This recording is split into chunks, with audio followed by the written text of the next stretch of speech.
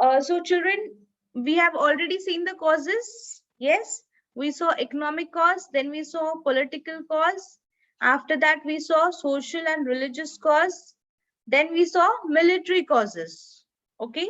And after that, we saw what was the immediate cause of this revolt of 1857, the incident which was related to Mangal Pandey and the cartridgists, okay, which hurt, disappointed the soldiers, and they did not like the idea of which hurt their religious sentiments. Now we will see after this particular incident where, Mangal, initially what they did, it was Mangal Pandey who first refused to follow the orders given by the Britishers. So they hanged him to death. Okay. After him, it was 85 soldiers who revolted against the Britishers. And therefore, what did the Britishers do? They imprison all these 85 soldiers. Now, after this incident, this was the action of the Britishers. Now let's see what will be the reactions of the Indians. So because of this, all the Indians reacted to this, and therefore there was a widespread of disappointment among all the Indians. So what did the people do? How did the people responded to it? They went and met Bahadur Shah Zafar, and they persuaded him so that he could take up the leadership, and then they could stand against, they could revolt against these Britishers. So Bahadur Shah Zafar did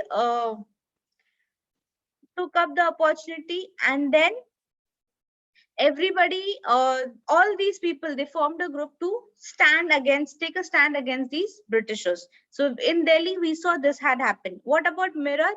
Let's see what happened in Meerut. Ma'am, may I? No, Meerut, what had happened? Meerut, people over here, people got so enraged. They were so angry that instantly the next day, when all these 85 soldiers were imprisoned, the very next day, what the other people in Meerut do? They stormed the jail. They shot most of the European officers. They even set their bungalows on fire, and they disconnected the telegraph line to Delhi. Okay, and in Delhi, I just told you what exactly had happened in Delhi. Let's see in different parts of India how Indians reacted to this particular situation. So we've already seen two parts, Meerut and Delhi. Let's see the central part. Can you scroll down? Okay, centers and leaders of the revolt. So what happened in the center? Okay, first Kanpur. Okay, let's see what had happened in Kanpur. The revolt in Kanpur was led by Nana Sahib, the adopted son of the former Peshwa Bajirao II. This we had studied in the previous chapter also. You remember? They had introduced a policy. What was that policy called? Doctrine of Lapse. Excellent. It was called as Doctrine of Lapse. Why? And what was there in this particular Doctrine of Lapse? Ma'am, that if the ruler did not have a natural male... Yes, yes. If the ruler did not have a natural male heir, he could not adopt a son. Let others. Ma'am, I was speaking and Aditya also started. Okay, so wait, do not fight. Okay, go ahead. Go ahead. Aditya, okay, you answer, then he will answer. Ma'am, in the Doctrine of Lapse, if the ruler did not have a natural male heir, the territory would automatically lapse into the British, to the British, and they could not adopt sons also. Yeah, and in this case, why did Nana Sahib reacted? Now, Vivan, you ma'am, because Vivan will tell you. Ma'am, Nana Sahib reacted because his father, he was pensioned off, though he was the adopted son of Peshwa Bajirao II, and he was pensioned off. That's why he reacted to the Britishers. Yes. So that's the reason Nana Sahib reacted, because he was actually the adopted son of Peshwa Bajirao II. And then what did he do? How did he reacted? He captured Kanpur and proclaimed himself the Peshwa. His victory was short-lived, British reinforcements arrived and Kanpur was recaptured. The rebels were punished severely. Nana Sahib escaped. His brilliant commander, that is Tantya Tope, okay, continued to struggle but was later arrested and hanged. So he Nana Sahib revolted on the basis of this, and what did he do? He captured Kanpur. But the Britishers definitely are going to react to it. So the Britishers reacted to it and they recaptured Kanpur again. And after this, Nana Sahib escaped. But the next successor, that is Tantya Tope, he continued to do struggle against these Britishers, but later on he was also arrested and hanged. So can you see how dominating the Britishers were? They were not allowing people to revolt against them in any part of any region of India, okay, any part of India. They wanted each and every Indian to follow the orders given to them without retaliating to them. Okay, so this was what had happened in Kanpur. Let's see what happened in Lucknow. The sepoys in Lucknow. Lucknow is what? The capital of Awadh. Now, we all know about Awadh. Awadh was annexed on the basis on of the grounds of maladministration or misgovernment. Very good. So Awadh was annexed on the basis of maladministration and misgovernment. Okay. So now the sepoys who were in Lucknow were joined by the disbanded soldiers of the old Awadh army as well as the talukdars and the peasants. The revolt was led by Hazrat Mahal, that is the queen of the dispossessed and exiled Nawab of Awadh. Please underline. Okay. So now in Lucknow, under whose leadership the revolt was led? It was led under Mahal. Hazrat Mahal. Who was she? She was a queen. Ma'am, the queen of Awadh. Yes, queen of Awadh. The British forces were defeated and beside in the Lucknow residency for several months. Fresh reinforcements arrived from England and Lucknow was recaptured. All the rebels who were captured were hanged. The queen escaped to Nepal. So can you see in Kanpur, we saw Nana Sahib escaping to escape the situation. And then later on in Lucknow, what had happened? It was the Queen Nawab of Awadh that escaped also had to escape. Why? Because she stood against the Britishers. She revolted against the Britishers. In return, the Britishers recaptured again. Okay, whatever she had captured, okay, whatever revolt she had done. And not just that, whoever stood against the Britishers, they arrested them and they hanged them. And ultimately, the queen had escaped to which place? Which place? Nepal. To Nepal. Okay. So these were the Zafar also tried. Yes. So these is what had happened in the center. Next place is Jhansi. As we all know, Jhansi. Yes, you all know Jhansi. Yes, ma'am. It's located where? In the central India. Okay. And it was led by the bravest and the best of the military leaders of the rebels. Okay. The 22-year-old Rani Lakshmi Bai. Okay, so it was Rani Lakshmi Bai who was bravest and she had maintained the best military leaders, okay, in Jhansi. She fought gallantly against the British forces, but Jhansi was captured. Okay, Rani Lakshmi Bai escaped, mobilized her forces, and with the help of Tantya Tope, captured Gwalior and drove out Scindia, that is a loyal ally of the British. Okay, so what did Rani Lakshmi do? See, you all know that on the other side in Kanpur, it was Tantya Tope who, after Nana Sahib escaped with the Britishers. Okay, so now on the other side, Rani Lakshmi Bai, what did she do? She, with the help of Tantya Tope, captured Gwalior. Please underline this. and drove out Scindia. Excuse me, ma'am. Yes. Ma'am, Continue where I was just giving you all the brief introduction about Rani Lakshmi Bai. Okay, so she, with the help of Tantya Tope, what did they do? They captured Gwalior, okay, and they drove out Scindia. Okay, now fierce fighting followed. Rani Lakshmi Bai, dressed like a soldier, using her sword with both hands and holding the reins of her horse in her mouth, fought like tigress. The brave Rani died fighting to the very end. She symbolized, this is important.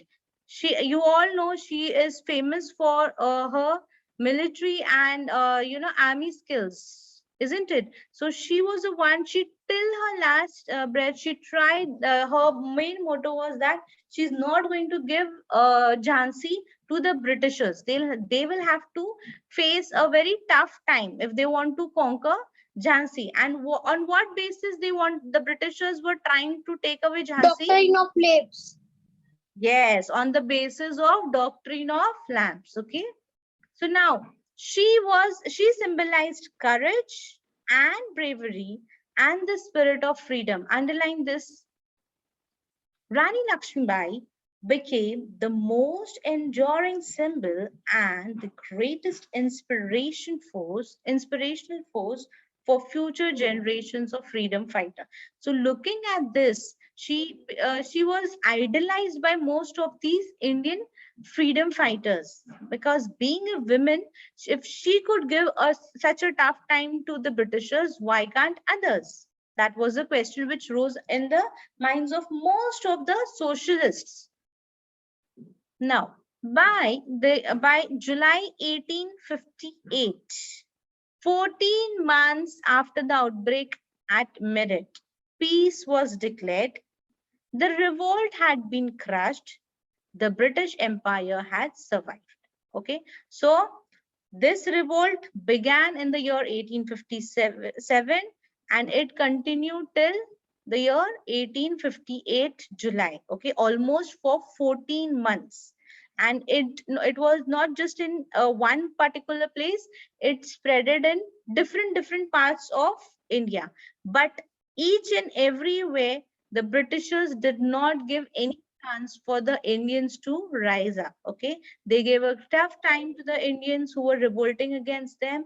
They forced them to escape their territory. They captured most of the people. They hanged most of the people. So they were very dominating and very firm. So by 1858, what was the result? The Britishers were able to, what was the result? The Britishers were able They to were able to survive. survive. Survive means what? They were able to have their control and their rule in the entire India once again. Whatever revolts had emerged, they suppressed them and they survived. That means they were the one who win, right? Now let's see what were the effects. See, although we know that revolt of 1857 was not successful for the Indians, right? It proved out successful to the Britishers because they won in suppressing the Indians.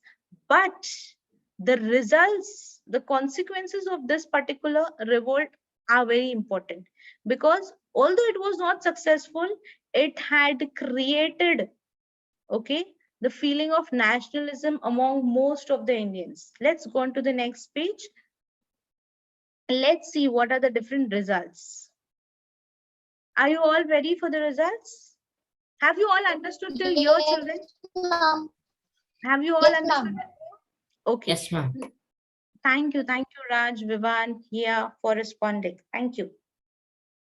So now we will see the results. This is very, very important. You will definitely get a question based upon the results of the revolt of 1857. Okay, the results are also called as consequences. Okay, they might ask you what are the consequences of the revolt of 1857. So the answer is same. Now, although as I told you, it was not successful, but it had created a great impact among the minds of most of the Indian freedom fighters. How? Let's see. The Great Uprising of 1857 was an important landmark in the history of modern India. Why? Number one, the rule of the English East India Company came to an end. Although they were ruling, but how did it come to an end? I'll tell you. Number two, India now came under the direct rule of the British Parliament and the Queen of England. Okay, that means Queen Victoria was declared the Empress of India in the year 1876 by the Royal Title Act of 1876. So now, till now, the Britishers were ruling, the East India Company was ruling. Now, the Queen of England, that is Queen Victoria, also got involved. Okay, Queen Victoria issued a proclamation. What was the proclamation? See, when all these revolts were uprising from in different parts of India, do you remember these Britishers, this East India Company, they were taking help from England, and they were asking to send more soldiers from England so that they could help them and suppress these Indians who started revolting. Do you remember?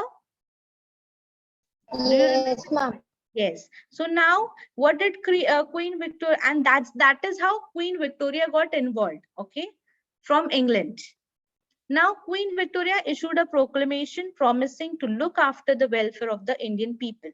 This was the first result, first, thing. Although it did not, they were not successful, but some areas, they could achieve.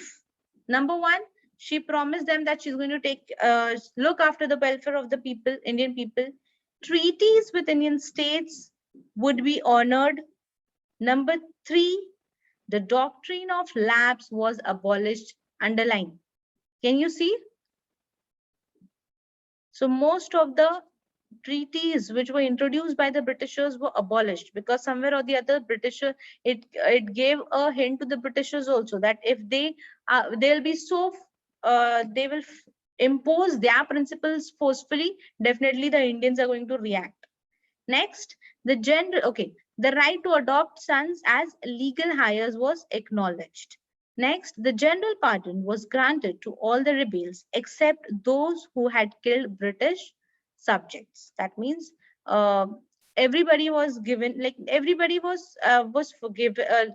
They had forgiven all the other people except the ones who were killed by the British officers, because you remember they were just taking hold of the people and putting them into imprison, right? Imprisoning them. So now they forgive them. The British government would not interfere in the social and the religious customs of the people. Underline, this is very important. Underline this, underline above also that Queen Victoria promised to look after the welfare of Indian people. That's also important. Okay, they forgave all the people whom they had imprisoned except the ones who had killed the British officers. All right. Have you all understood till here, children? Yes, ma'am. Okay. All right. So let's go further. Indians would be given opportunities to be associated with the administration. High posts in the government services would be given on the basis of merit and not on the basis of their races. This is also a great impact on the Britishers, right? They started changing all their policies. First of all, they said that they will now treat Indians and the Britishers equally, and they will not give, they'll give, now onwards, they'll give high position on the basis of merit and not on the basis of the races. Do you remember? We had studied this during Sepoy mutiny, that the Sepoys, even if the Sepoy was eligible and had that skills, but still he was restricted to the post of what? Subedar. Excellent, Subedar. Very good, Vivan. Okay, next is the army was reorganized and strengthened. The number of British soldiers was increased and the artillery placed exclusively under their control. So please underline this. Army was reorganized. It was re-strengthened. Underline that also, na, that Indians were given opportunities to get involved in the administrative process. Please underline that as well.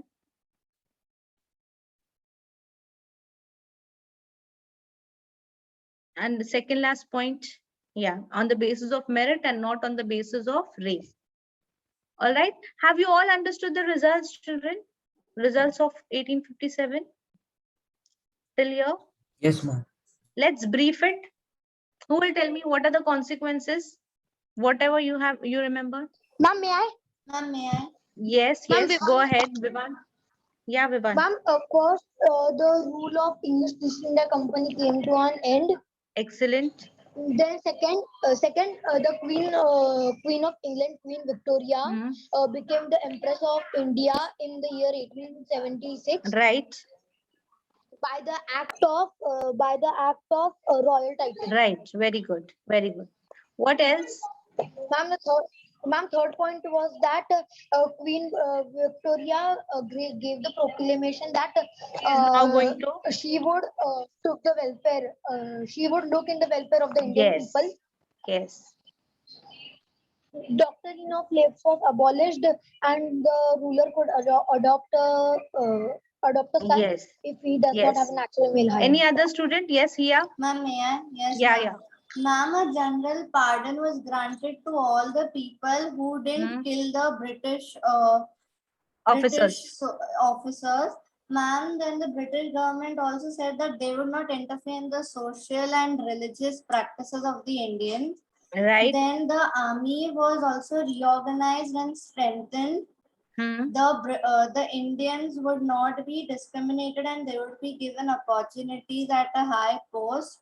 Yeah, and they would also involve Indians in the administrative process. Okay, yes. Because in the administrative process, Indians were not there till now. Okay, so now they promise that they are going to involve the Indians also. Yes. Next. Ma'am, may I? Yes, Vivan. Ma'am, the treaties with Indians would be honored. Yeah, correct. And ma'am, the general pardon was granted to the rebels except those who had killed the British officers. Yeah, correct. Very good, very good. So that means everybody understood? All other students, did you all understood? Yes, all right, we'll stop here for today.